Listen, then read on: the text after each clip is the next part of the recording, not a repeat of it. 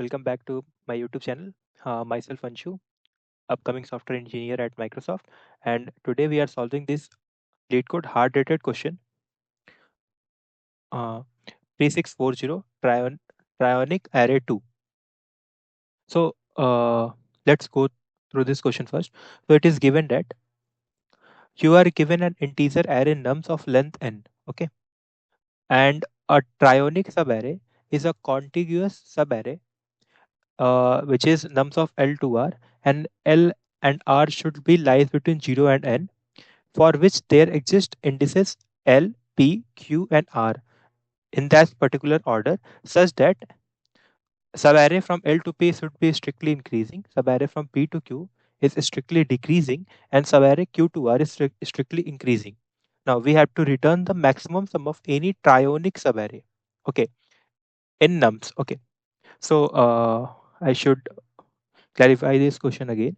So it is given that there will be a nums array, okay, and its index should be from 0 to n, and z- and there should be a subarray, a contiguous subarray L to R. Okay, so a contiguous subarray could be L to R, and that L can be greater than or equal to 0, and R should be always less than n. Okay, now within that L to R, we have 4 points, which is L, P, Q, and R in the order that P should be greater than L, Q should be greater than P, and R should be greater than Q. And within that, Z should be three contiguous subarray. Now, with L to P, the array should be strictly increasing, and from P to Q, the subarray should be strictly decreasing, and from Q to R, the subarray should be strictly increasing. If this condition meet, it will be called as a trionic subarray. Okay, and this trionic, we have to return the maximum sum of this trionic subarray. So within that array nums, there could be within that array nums there could be many trionic subarray, and we have to return the that subarray that contain the maximum sum. Okay, we have to return the maximum sum. So guys, let see one of the example, and that will help us to understand this question a bit more better way. So I have chosen this example, and let me change the color of this pen to white. Okay, okay, perfect. So here you see that this is the nums array. Okay, this is the nums array, and here you see that the array is decreasing. Here the array is decreasing. Okay, since -2 should be lesser than 0, and here you see that the array start increasing. Okay, so array start increasing, and it is here array is increasing. Sorry, uh, yeah. So here the array increased, and here you see that again the array decreased. Okay, and here you see that again the array increased, and now it is continuing till here. Now here again you will see that the array decrease. Okay, and again here the array starts increasing.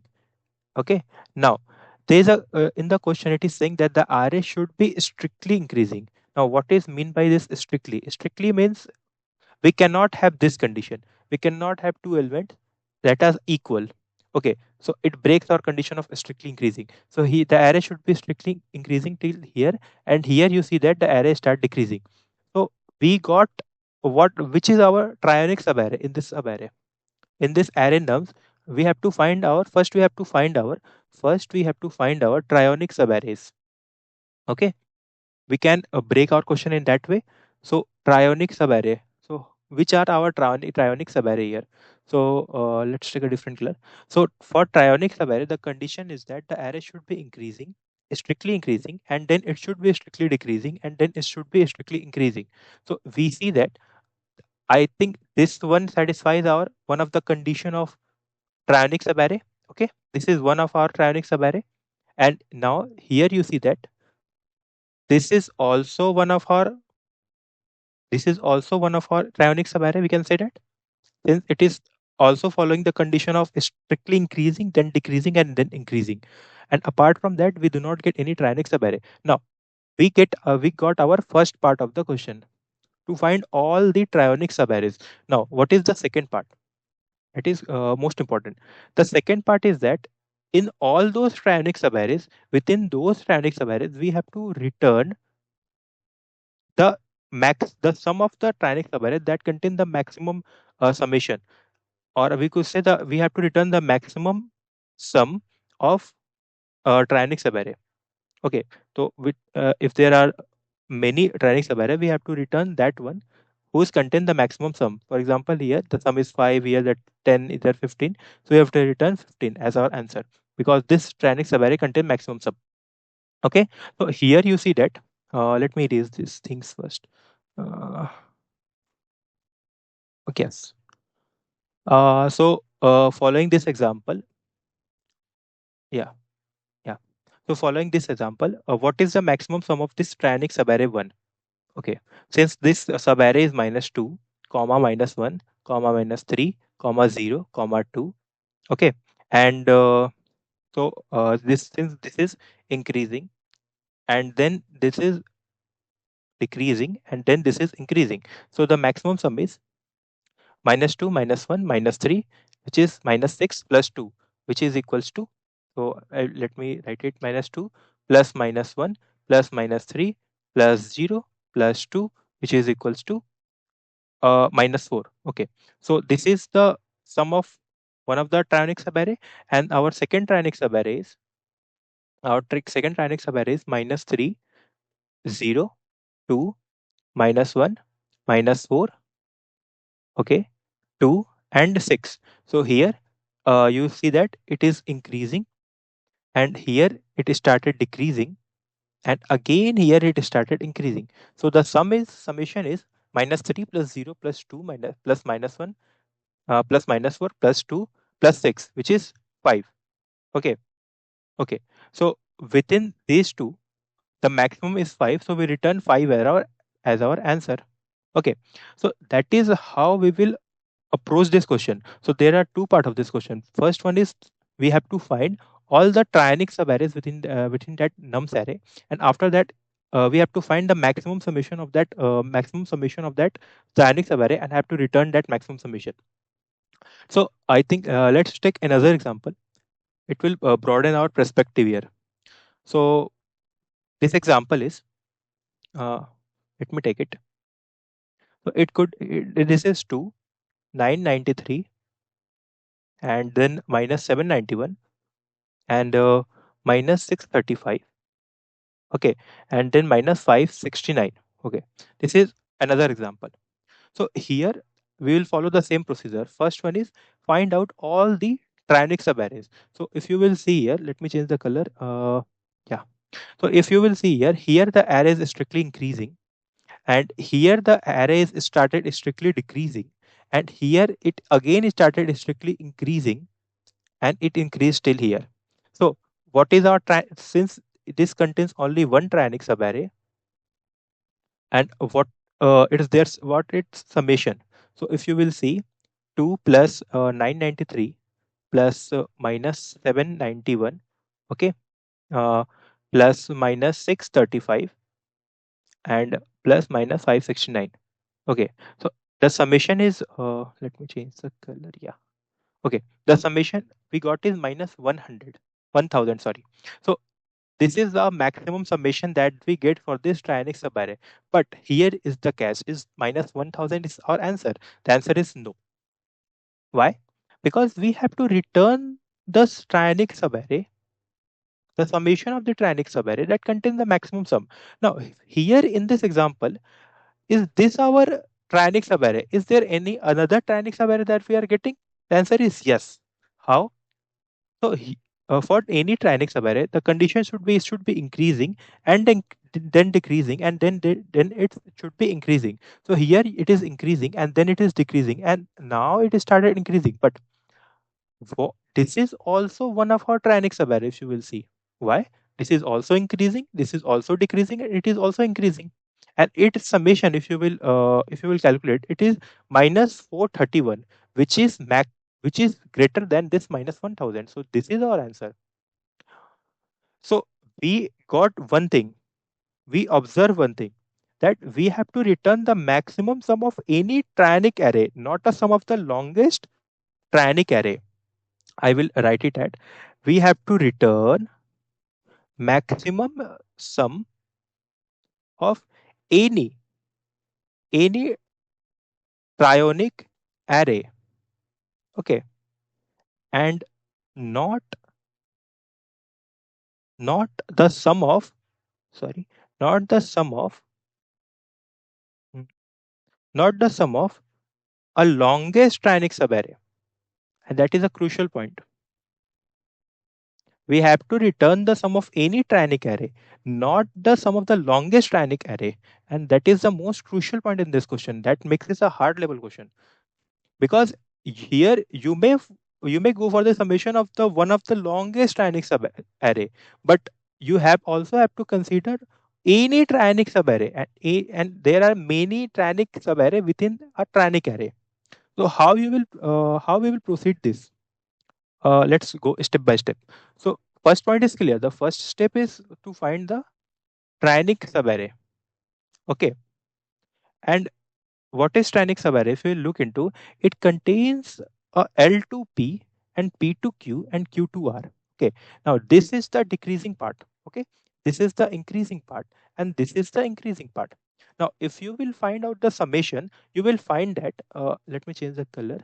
Okay, you will find that this is always fixed. This summation is always fixed. The summation, this part is always lies in the summation part because it lies in the middle. This is the middle part. Okay, so the decreasing part will always contribute to the answer. What is not contributing, or what is the variable part? The variable part is this increasing number. Because how we will proceed, how we can find how many trionic arrays within the trionic subarray?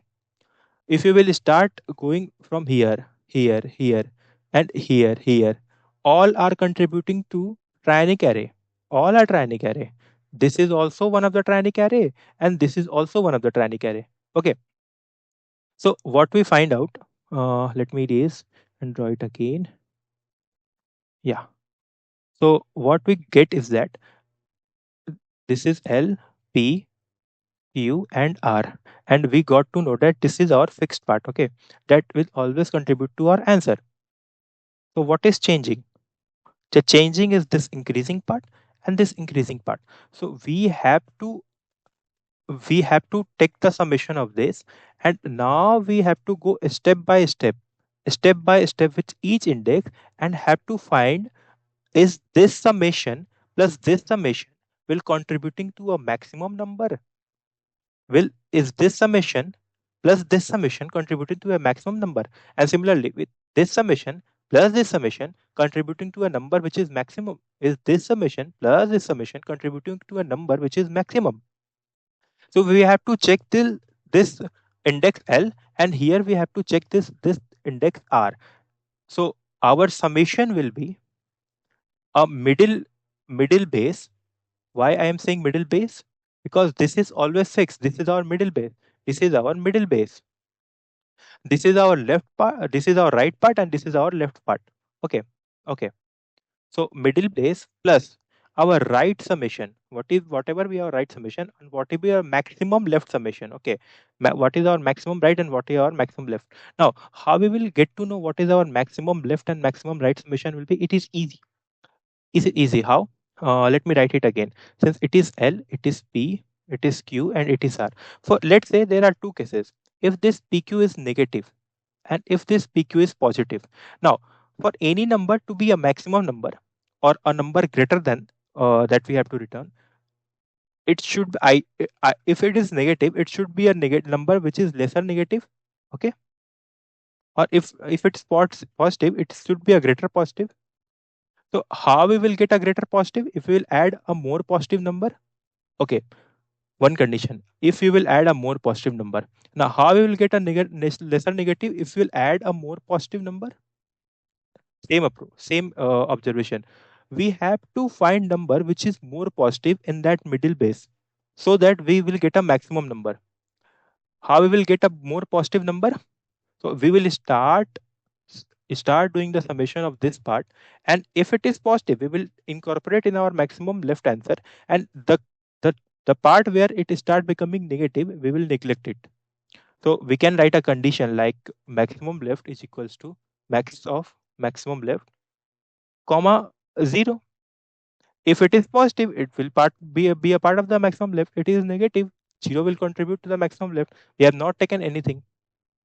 So this is our simple observation. The first is, first we have to find the Trionic subarray. Okay.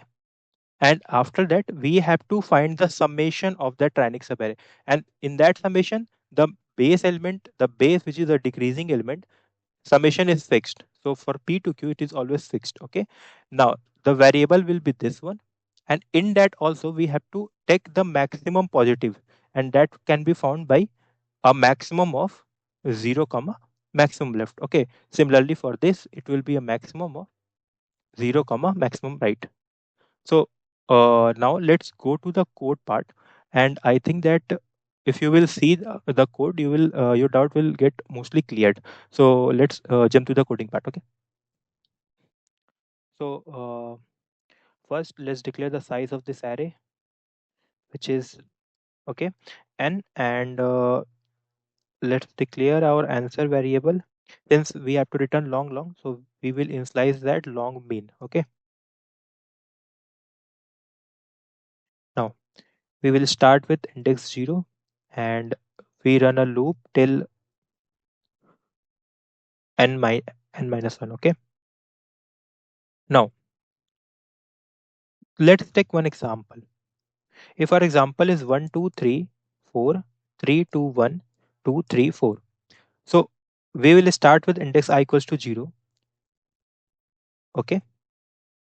So we declare a variable a which is pointing to I, and we here step 1. Step 1 is what? We have to find the Trionic subarray, and within that Trionic subarray, the step 1 is we have to find our strictly increasing array first. So step 1 is finding strictly increasing array or subarray. So condition is a should be less than n minus 1, and for strictly increasing, nums of a plus 1 should be greater than nums of a. That is the condition for strictly increasing. And if we get our strictly increasing array, we have nothing, we are going smoothly. A should be increased by 1 index, and now by the end of this loop, we are at a index. A should be at the last element of the strictly increasing array. So we have a check. If a is equals to I, it means that there is no strictly increasing array. It means that a is still at I. Starting and ending index is still same. So what it means? It means that we have to check for next element. We have to find our Trionic array from next element, and we have to skip this loop. Okay. Now our step 2 start. Step 2 is what? Finding strictly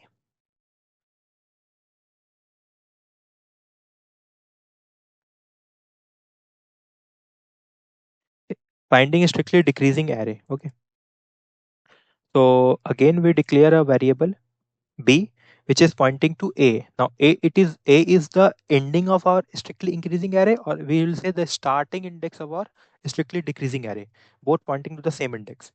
So b should be less than n minus 1, and for strictly decreasing array, b plus 1 should be less than nums of b. And if this condition is satisfied, it means that we can move our b smoothly, and by the end of this loop, b represent the ending point of our strictly decreasing array. Or so there is a check. If b equals to a, it means that there is no strictly decreasing array. It means that we have to find our Trionic array again from the next element. So I is equals to b plus 1, and we have to skip this loop. Okay. Now there is step 3. Step 3 is what? Finding the strictly increasing part. So we find our increasing, we found our decreasing array. Now we have to find again our strictly increasing array. So for this also, we declare a variable c which is pointing to b. Now b is the last index of our strictly decreasing array, or first index of our strictly increasing array. So again the condition is same. If c is less than n minus 1 and end nums of c plus 1 is strictly increasing, so we can smoothly go ahead, and by the end of this loop we are at a index which is the end point of our strictly increasing array. Okay, now there's still a check. If c equals to b, it means that there is no strictly increasing array. So what we have to do, we have to again finding the trionic array from the next element. So I is equals to b plus 1. Okay, and we have to skip this loop. That's pretty good. Now when this three loop complete, we got our trionic subarray. We will get our trionic subarray. Now we have to find the maximum positive summation. How we will find it? So step 4 is finding summation. And within the summation, we have discussed that we have to first find our fixed summation, which is the decreasing part, the summation of the decreasing part. So we declare a variable long middle base and is initialized with 0, and we run a loop from j equals to a minus 1. Why this a minus 1? Since a represent the starting point of the decreasing array. Okay, so a minus 1 represent the increasing array second last element. Okay, so for any trionic array to exist, there should be an increasing part and then decreasing part and then increasing part. Now, for the increasing part, both increasing parts should contain at least one element, and that we got from a minus 1. Since a is the starting point of our decreasing array, so a minus 1 will represent the first element in the increasing part. Now, j will run till plus 1. Why this b plus 1? If you will ask why this b plus 1, so b is our ending point of our decreasing array, and since one element should be there in the increasing part, so b plus 1 will present the first element in the increasing part. Okay, and just j minus minus, so this will contribute uh, now, so this will contribute to our fixed summation, that is it should be there, the decreasing whole summation and the first element from both the increasing array, that should be a part of our trionic array. We cannot negotiate with it. Okay, now here comes the step 5. Step 5 is finding the max left part or max left sum. How we'll find it out? So we declare two variable as current equals to 0 and base L equals to 0, and we run a loop from int k int z equals to a minus 2, and we will go till I. Okay, I think I got one mistake. Yeah, we'll go till I and z minus minus,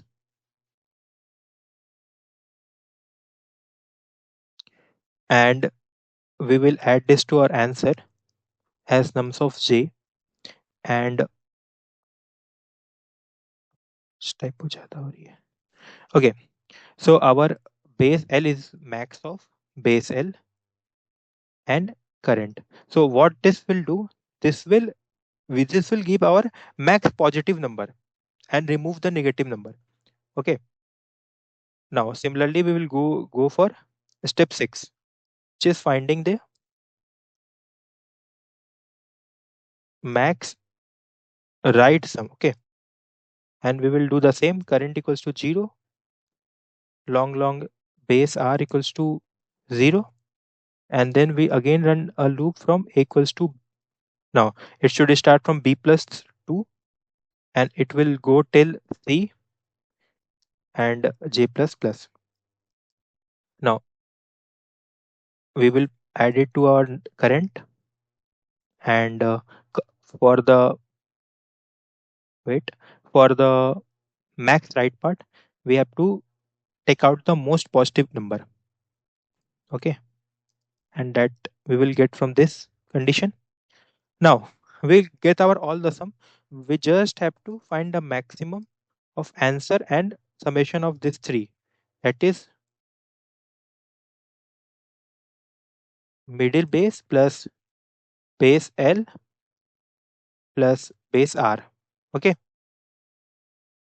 Now after the ending of this loop, we will complete the operation on one of the Trionic subarray. Now we have to do it for rest of the nums array. And for this, we have to start from the decreasing, the last element of the decreasing array. Okay. It means that I should point to B. B represent the last index of the decreasing array or starting index of our increasing, rightmost increasing array. Okay. And we have to return answer. So let's run this solution.